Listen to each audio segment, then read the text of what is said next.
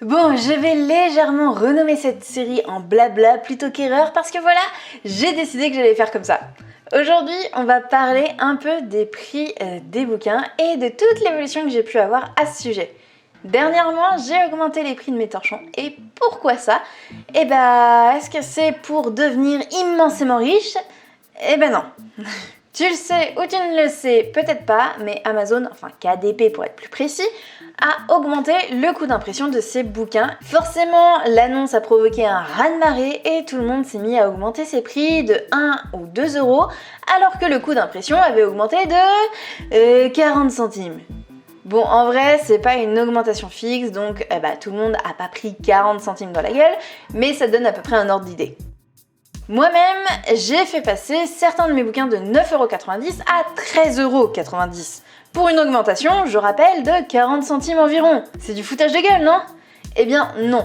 En fait, si je pouvais me permettre de vendre mes bouquins à 9,99€, c'est parce que je ne passais pas par Amazon, justement, mais par un imprimeur qui faisait des prix imbattables. Sauf que voilà, depuis 2022, les prix de cet imprimeur ont doublé. Oui, doublé.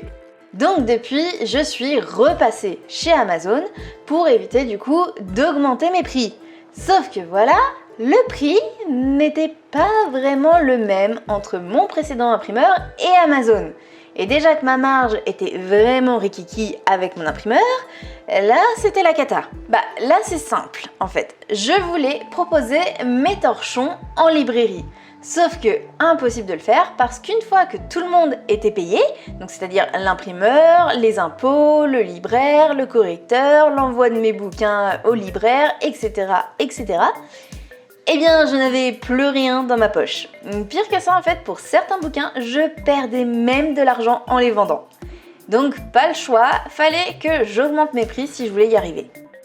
En fait, l'augmentation des coûts de production chez Amazon, ça a été l'occasion pour moi de sauter le pas, mais c'était une décision que j'avais déjà prise depuis longtemps.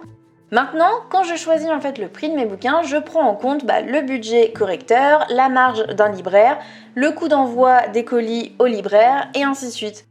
J'ai tout un tableau Excel qu'il suffit en fait tout simplement de mettre à jour en un clic pour avoir le prix qu'il faut établir et hop, c'est parti!